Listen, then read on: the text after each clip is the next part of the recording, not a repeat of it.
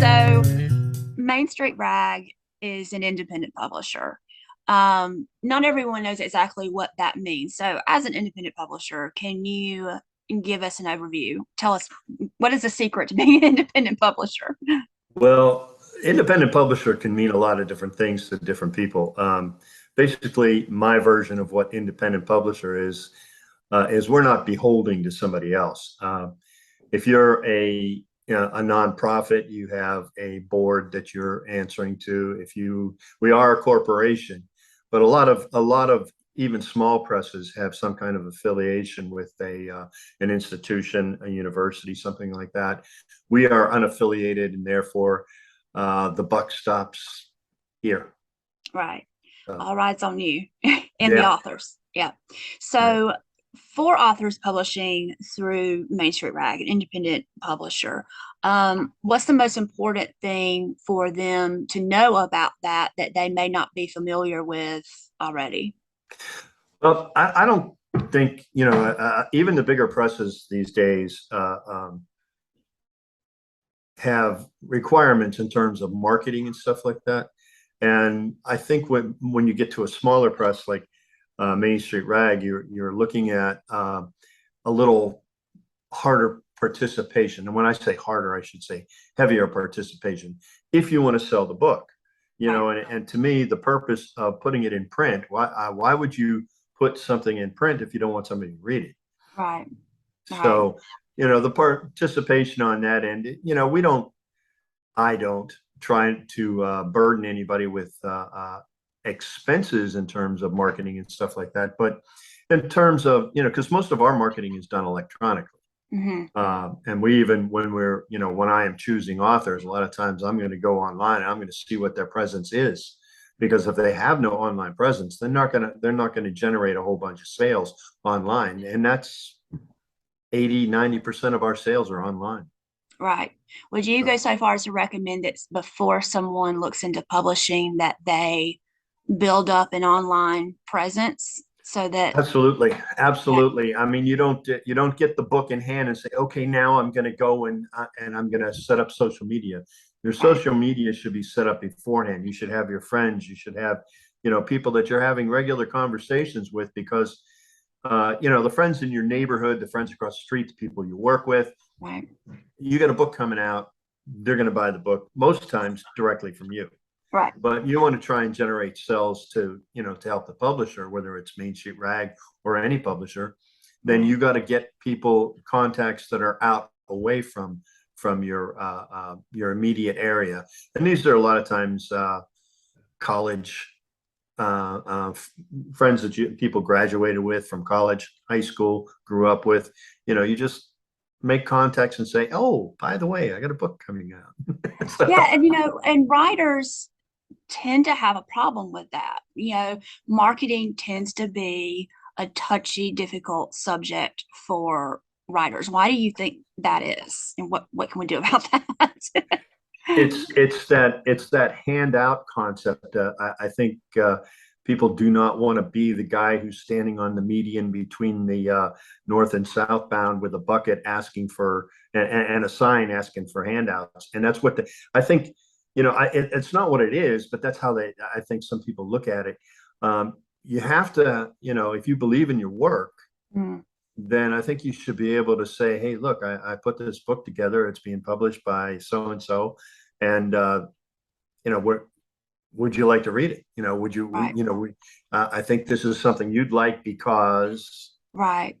you And know, I think my next question is, how do we help writers get over that discomfort? And it sounds like what you would recommend first is basic belief in your work, having confidence in your work, and that you're offering something to someone it's that is not of just value. confidence in your work. I mean, this is one of the things. I mean, a lot of people, we write in solitude, Mm, and so it's confidence in yourself. hmm. Some people are just not. They're not comfortable speaking in front of other people. They're not comfortable reading in front of other people. We're gonna one of the questions I'm sure you're gonna come up with is we're putting this on the YouTube channel. You're gonna ask me questions about that, Yeah. and you look at I think we have some over 60 people who have posted um, 5 minutes worth of reading on our YouTube channel, we contacted over 300. Mm-hmm. So where are, so when only 20% of the people who we've contacted have been willing to send us videos, why?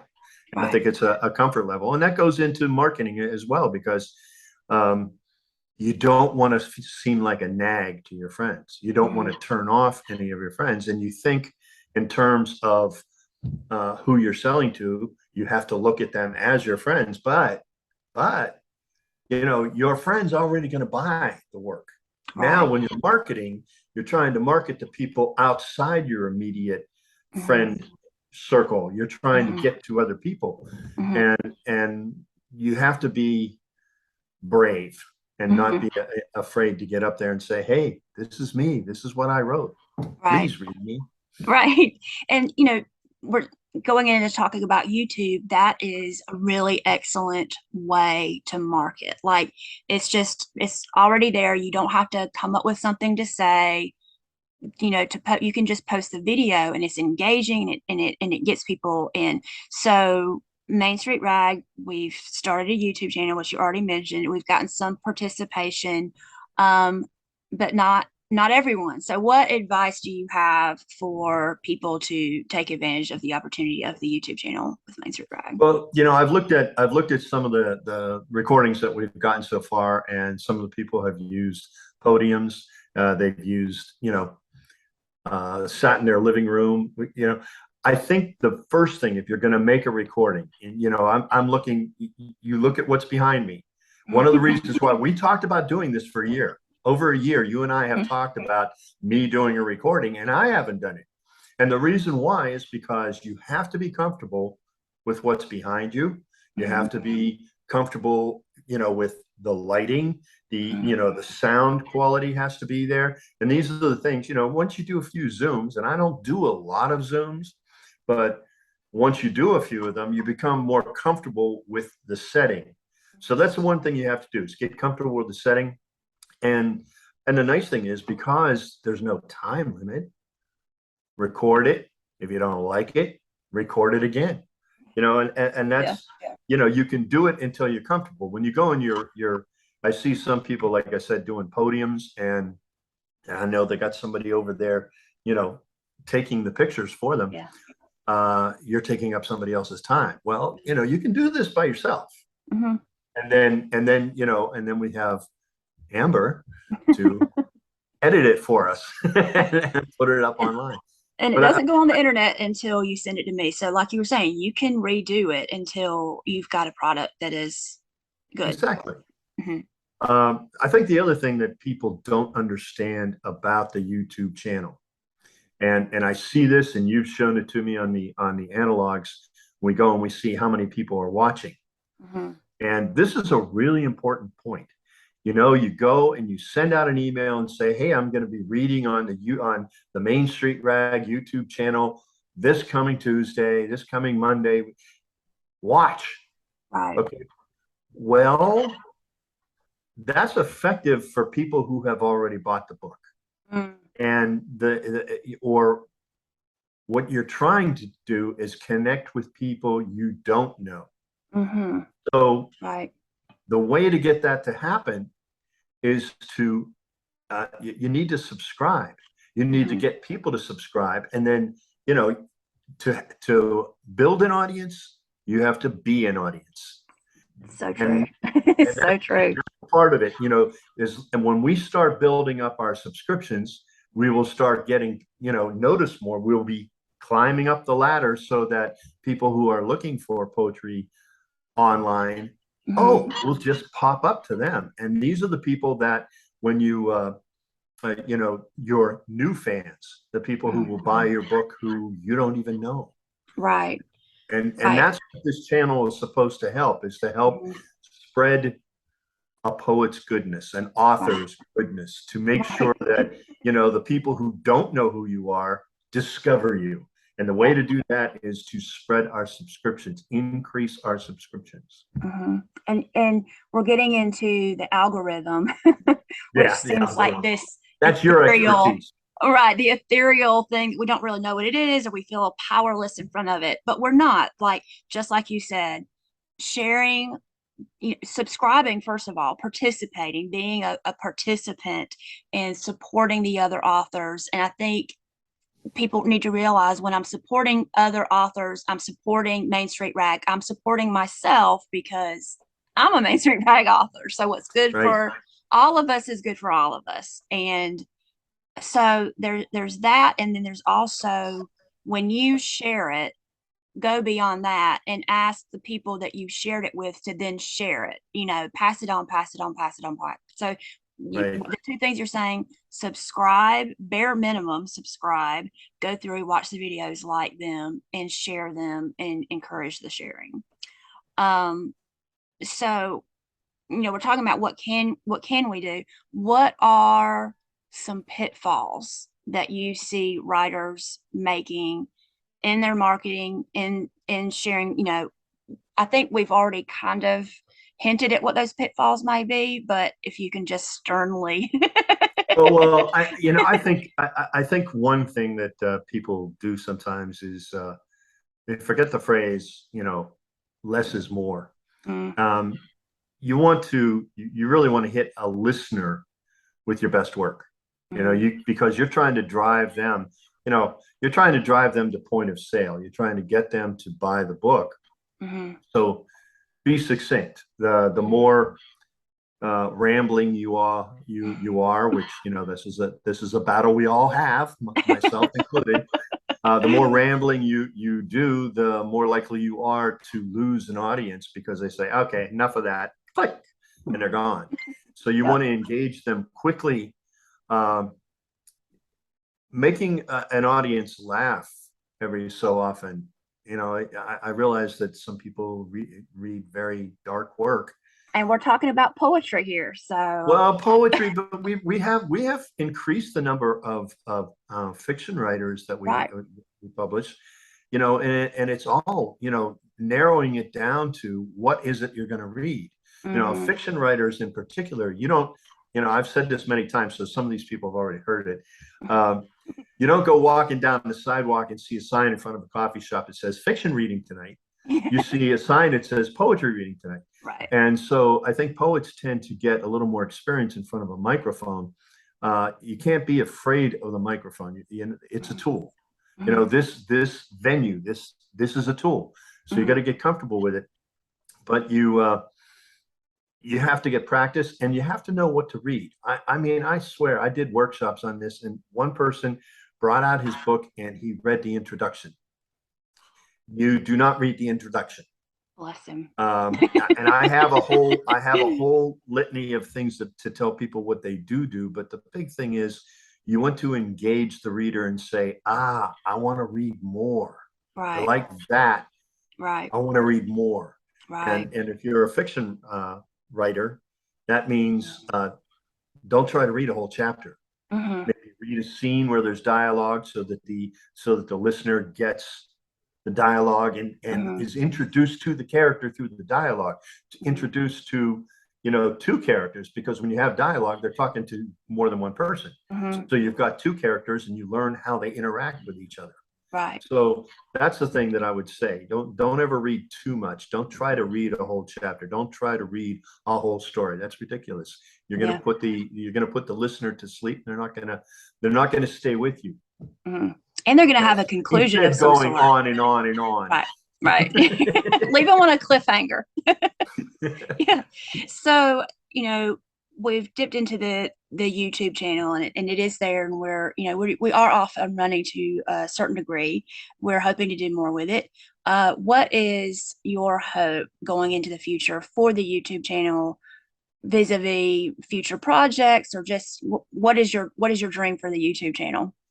Well, when you first pitched this idea to you, and this was your idea, um, my first goal was to, be able to use the channel to steer people to the Main Street Rag online Hmm. bookstore. And then, of course, you come up with this other idea, and I really like this idea. We have many of our authors are instructors. Hmm. So being able to do maybe a 20-minute, it's gonna, you could do an interactive, but it'd be more for this venue, it'd be more like an instructional type thing for 10-15 minute Right. instructional where we could Mhm. go and then, and we can even make it so that the participants, those who sit in on the workshop, could have a direct contact to the teacher Mm, to send the work to them. right. So as far as that goes, I just like I like the ability for people to meet our authors three-dimensionally. Right. And you get a little, you get more of an idea of a person's personality when they're talking to you than when they're sending you an email Right. or a text or something. So Right. It's a form of engagement that's more human and more building a community and an audience and, engaging with each other, which I think coming from the pandemic, we maybe value in a way that we yeah, well, the thing didn't about it is before. the pandemic really enhanced this. If we did not have the pandemic, would we be doing as much of this? Right. We'd be Yeah. doing more face-to-face readings. Mm-hmm. And now I think people have become comfortable with the Mm-hmm. idea of Zooming, with the idea of, doing online readings. And so engaging this way, I mean, Mm-hmm. I buy a new vehicle, I get online, and if I got to do something to the car, the bike, whatever, I go to YouTube Yep. and it tells me how to install something. And I think that's something here too. It gives you a feel for, if you're somebody who is looking to get published, um, you could go to the YouTube channel, Main Street Rag's YouTube channel, Mm-hmm. and you could see the type of work that we have Mm-hmm. published. Mm-hmm. Some of it. See, Yeah. that's where only having 64 people up there, the rest of you people, hey, send your work in. Join the community. Join the Yeah. community. There you go. Yes. Yes. So speaking of the community of writers, what is your hope for the writers that have joined and published through Main Street Rag? And I want to say join, it's not like a membership, but they've published through Main Street It's a Rag. family. It is a Right. family. I think Hmm. of it. I think of it that way. I mean, sometimes, like anybody, any other family, you butt heads with members of the family. But I really want the people who come here to want to come back and be published again. Hmm. I think that's the ultimate compliment when somebody says, "Look, I like what you did with my last book. It turned out great. Let's Hmm. do it again." So I Hmm. think that's the ultimate compliment toward Main Street Rag. Right. What we strive to do is to package somebody's words, somebody's work together, and do the best we can to get it out into the world Hmm. where people can you know learn your name and learn your work. And Right.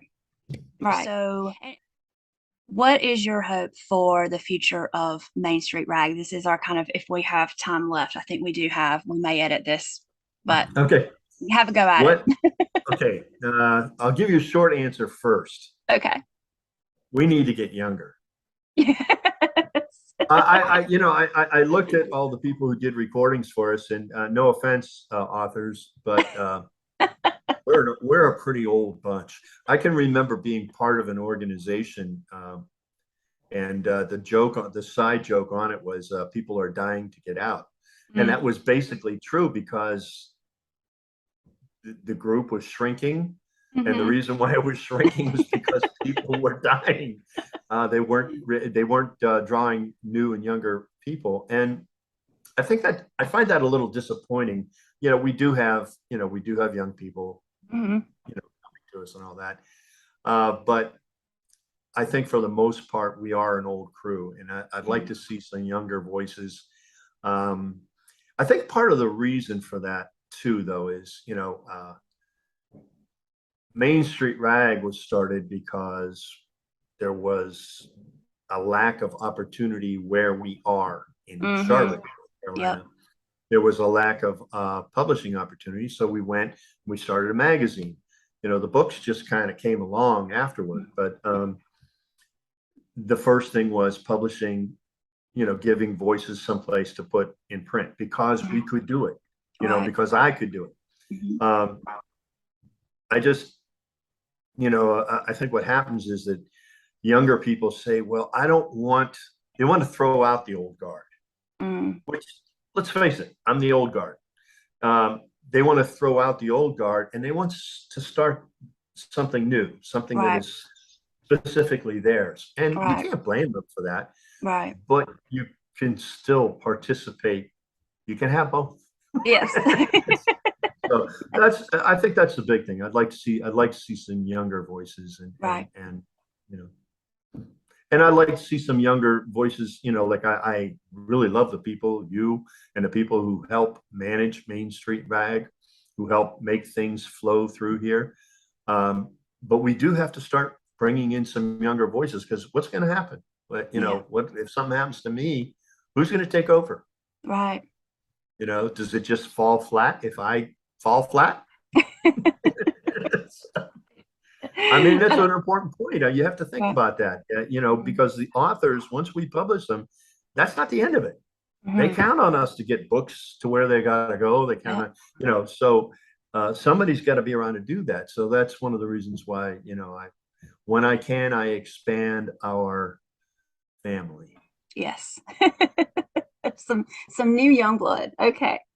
All right. So, anything that we haven't talked about or covered yet that you want to have a go at? Say your piece before we conclude. No, I'm good. I say my piece way too much. I think we've covered all the bases we need to cover. They've heard enough Okay. from. All righty then. Okay. So, um, Scott, thank you. And I think we have our marching orders. Make Hey, videos. thank you for putting this together. Yeah. And for the authors out there, this is the lady. This is the person that does all these videos and puts them up on Facebook and on YouTube and manages all our internet our social media. Be I'm the nice to one that prays to the technology gods whenever I get a video. her. Well, All right. that's why I got you here because I don't want to have to do that. Yes. All right.